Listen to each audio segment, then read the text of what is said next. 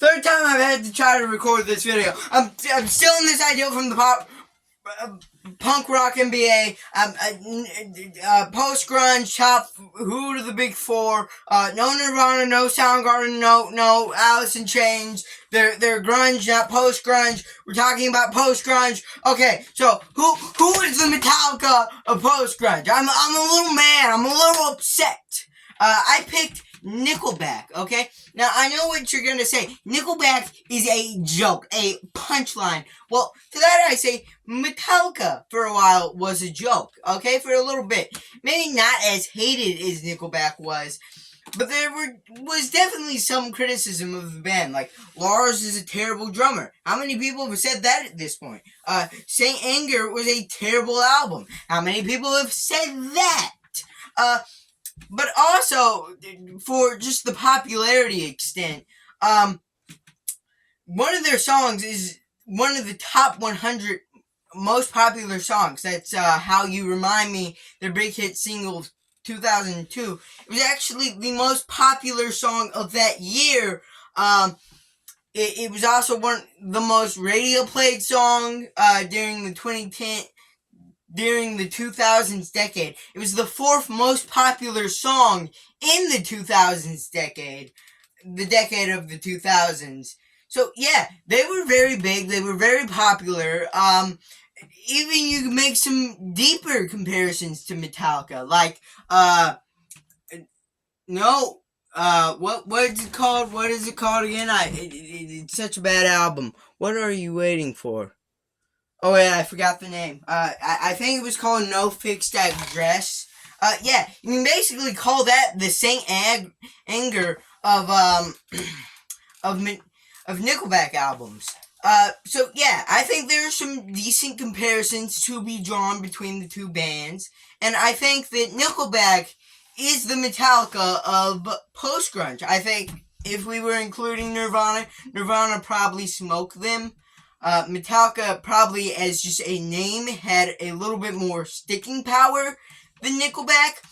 But yeah, I'd say out of the post-grunge bands, I think Nickelback reigns atop of them with their dozens upon dozens of hits. Now, who have I picked as the Megadeth of post-grunge? Okay? And I think I've picked a pretty good one. Creed. Alright? Now, Creed was a successful band. No one's denying that.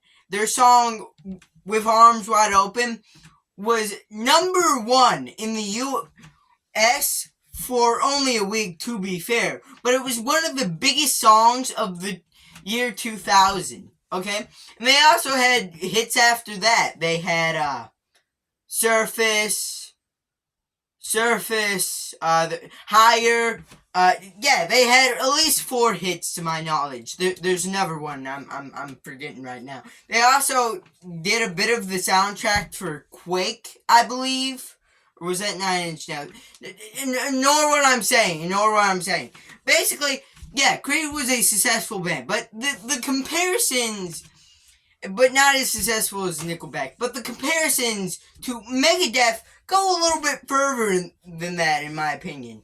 Firstly, Megadeth was kind of hated, kind of seen as the cheap knockoff of Metallica, and Creed is kind of a hated band. People make fun of them. Not as hated as Nickelback, but definitely pretty hated.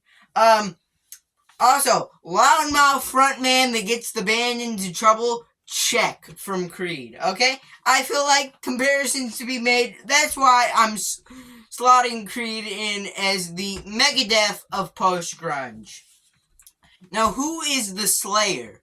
I picked Three Doors Down. Now, you could say, oh, you picked Three Doors Down to be the most popular band, because they have 3 in their title.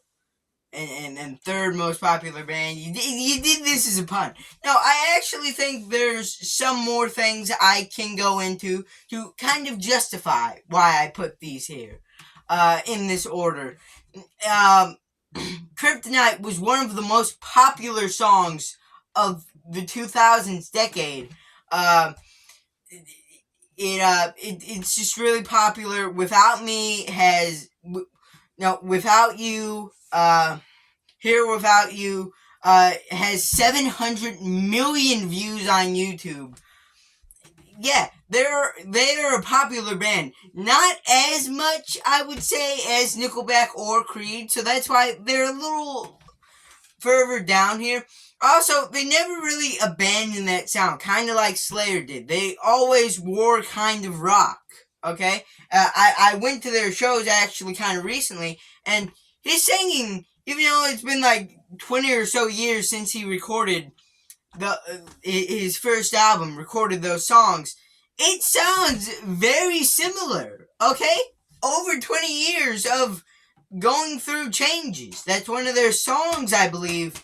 But yeah, they stayed consistent, eventually kind of fell off, kind of petered out after their heyday in the 2000s. But yeah, I think that they have rightfully earned their place in the top 4.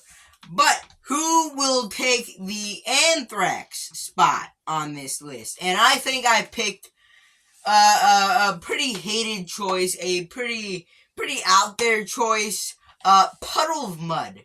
Now, a lot of people will say, Puddle of Mud's new metal, get him off of here. To that I say, Wind. Okay? New metal's a fusion of rapping and metal.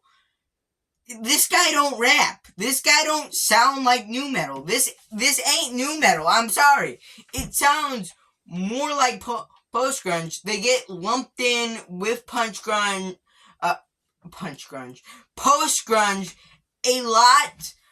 So yeah, they were also kind of popular. Not as much as the other 3 bands though. They only had 2 hits to my knowledge, and the rest of their catalog kind of flew under the radar. Those being Blurry and She Hates Me. Blurry was actually a top 10 hit at one point. Very big song, very successful song. Not quite as much as Kryptonite or With Arms Wide Open or How You Remind Me. And She Hates Me basically killed the band right there before their career even began. And they're just kind of hated. Not even I could really say I like them. But yeah, there's my list. I couldn't really come up with a guy better than Puddle of Mud. Okay? Maybe some people in the comments will suggest some other people that should have been on here, and I'll make a remake. I still think my first 3 choices are pretty solid and locked in. We can debate all day about the Puddle of Mud being on here, but yeah, that's my list. If you don't like it, put like your big 4 of post grunge in the comments down below, or maybe just make your own video and at me or something. Anyways. Like, subscribe, comment down below, and boom, bye!